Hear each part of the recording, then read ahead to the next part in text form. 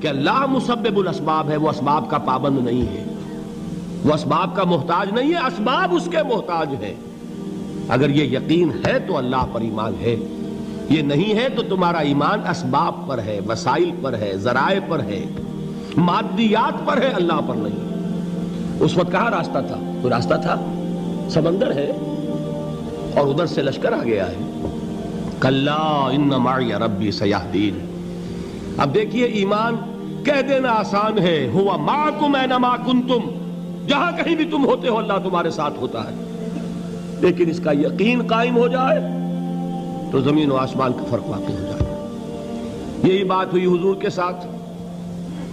غار ہے، چھپے ہوئے ہیں محمد الرسول اللہ اور آپ کے وہ یار غار ابو بکر صدیق رضی اللہ تعالی عنہ۔ اقبال نے حضرت ابو بکر کی شان میں چند اشعار کہے صرف، لیکن واقعہ یہ ہے کہ بھاری بھاری نظموں پر اور قصیدوں پر بھاری ہے، طویل ترین نظمیں اور قصیدے ہوں ان پر بھاری ہے۔ ہمت ابو بکر کی ہمت جو ہے، کشت ملت را جو ابر، جیسے بارش سے کھیتی اپجتی ہے، ابو بکر کی ہمت اور عزیمت اس امت کو اسی طرح سینچنے والی ہے۔ ثانیے اسلام و غار و بدر و قبر، وہ دوسرے تھے اسلام میں، دوسرے پہلے کون تھے؟ انا اول المومنین، حضور فرماتے ہیں سب سے پہلا ایمان لانے والا میں، دوسرے ابو بکر۔ ویسے ہمارے ہاں یہ چلتا ہے اختلاف، حضرت علی پہلے ہیں کہ حضرت ابو بکر پہلے ہیں، لیکن اس میں بڑی خوبصورت تطبیق قائم کی ہے علماء نے اور بہت صحیح ہے۔ چار کے بارے میں فیصلہ ہی مت کرو کہ کون پہلے ہے، ان کی ایک عجیب تقسیم کر دی ہے۔ آزاد مردوں میں، بالغ مردوں میں سب سے پہلے ابو بکر، بچوں میں سب سے پہلے علی، خواتین میں سب سے پہلے خدیجہ، اور غلاموں میں سب سے پہلے زید ابن حارثہ۔ بڑی پیاری تقسیم ہے، یہ چاروں ہی پہلے ہیں، ہر ایک کے لیے اولیت ہے۔ اور واقعہ یہ ہے کہ اگر زمانی اعتبار سے تعین ہوگا تو پہلے خدیجۃ الکبریٰ آئیں گی رضی اللہ تعالی عنہ، کسی اور سے بات کرنے کی نوبت بعد میں آ سکتی ہے، پہلے تو اہلیہ محترمہ سے بات ہوئی، آتے ہی پہلی وحی ہوئی ہے، ابھی تبلیغ کا حکم نہیں تھا۔ کس کو بتایا واقعہ؟ ابھی اپنی نبوت کی تبلیغ کا تو حکم ہی نہیں آیا۔ واقعہ کس کا ہے؟ وہ خدیجہ کا ہے۔ جب کہا ہے کہ خشیت علی نفسی، مجھے اپنی جان کا اندیشہ ہے، تو کیا جواب دیا خدیجہ نے رضی اللہ تعالی عنہا؟ وہ صدیقۃ الکبریٰ ہے۔ صدیقات جو ہیں خواتین، ان میں چوٹی پر خدیجۃ الکبریٰ ہے رضی اللہ تعالی عنہا، اور صدیق جو مرد ہیں ان میں صدیق اکبر ہے ابو بکر صدیق رضی اللہ تعالی عنہ، لیکن صدیقات میں چوٹی پر۔ جب حضور نے فرمایا خشیت علی نفسی، کیا فرمایا؟ کیا عرض کیا؟ کیسے تسلی دی؟ نہیں نہیں، اللہ آپ کو ضائع نہیں کرے گا، آپ غریبوں کے ہمدرد ہیں، آپ مساکین کے تکالیف رفع کرنے والے ہیں، آپ بیواؤں کی سرپرستی کرتے ہیں، آپ مسافروں کی خدمت کرتے ہیں، اللہ آپ کو ضائع نہیں کرے گا۔ یہ یقین ہے اس خاتون کے اندر۔ خیر وہ ایک علیحدہ بات ہو جائے گی۔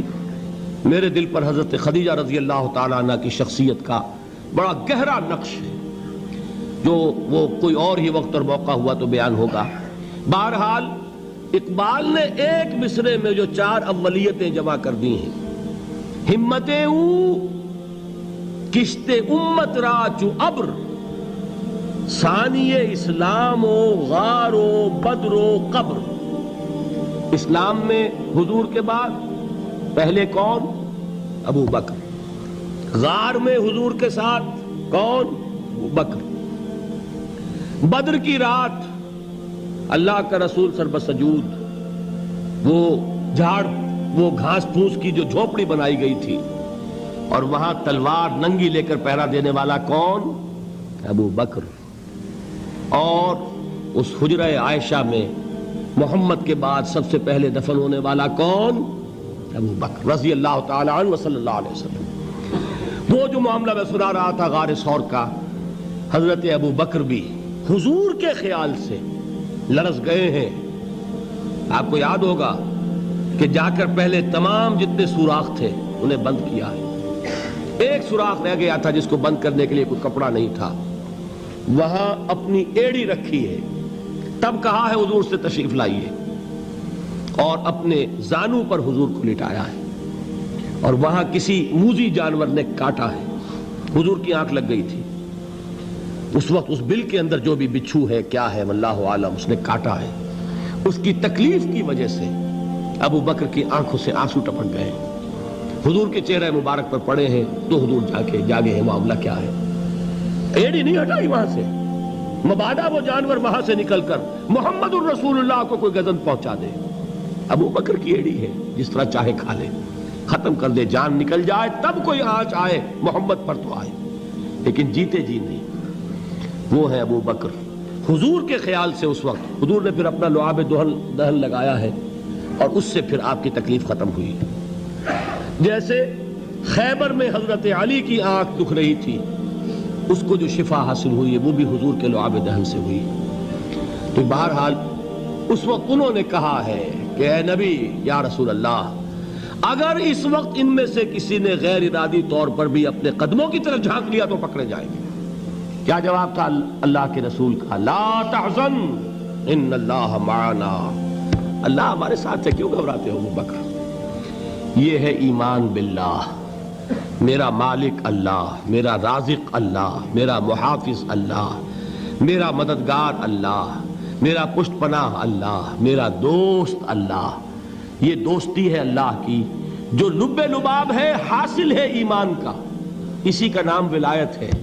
اولیاء اللہ کے سروں پر سینگ نہیں ہوتے. جس کے دل میں ایمان راسخ ہو چکا ہو وہی اللہ کا ولی ہے. جسے اللہ پر یقین ہو چکا ہے وہی اللہ کا ولی ہے.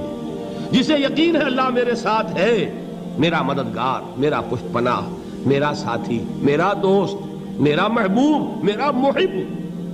اللہ اہل ایمان سے محبت کرتا ہے. واللہ یحب الصادقین. ان اللہ یحب الذین یقاتلون فی سبیلہ صفا کانہم بنیان مرصوص. اللہ محبت کرنے والا, اہل ایمان محبوب, اور اہل ایمان محبت کرنے والے اللہ محبوب. والذین آمنوا اشد حبا للہ. آپ تصور کیجئے جسے یہ رشتہ ایمان یا رشتہ ولایت حاصل ہو جائے, الا ان اولیاء اللہ لا خوف علیہم ولا هم یحزنون. آگاہ ہو جاؤ, اللہ کے دوستوں کے لیے نہ کوئی خوف ہے نہ کوئی حزن ہے. اور میں بیان کر چکا تھا, خوف اور حزن کے خاتمے ہی کا نام امن ہے. زوال خوف, زوال حزن. یہ خوف اور حزن کیوں آتے ہیں بار بار؟ اللہ تخافوا ولا تحزنوا, دونوں آ گئے. الا ان اولیاء اللہ لا خوف علیہم ولا هم یحزنون, پھر وہی دو. وہ کیوں ہے؟ خوف ہوتا ہے کسی مستقبل کی بات کا, یہ نہ ہو جائے, وہ نہ ہو جائے, یہ نقصان نہ پہنچ جائے, یہ تکلیف نہ ہو, یہ غضب نہ آ جائے.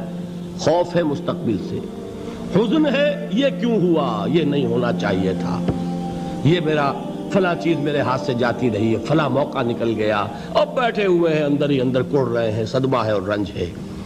اور جو اللہ پر ایمان رکھتا ہے وہ جانتا ہے ما اصاب من مصیبت فی الارض ولا فی انفسکم الا فی کتاب من قبل ان نبرأها ان ذلک علی اللہ یسیر لکی لا تعصوا علی ما فاتکم ولا تفرحوا بما آتاکم واللہ لا یحب کل مختال فخور.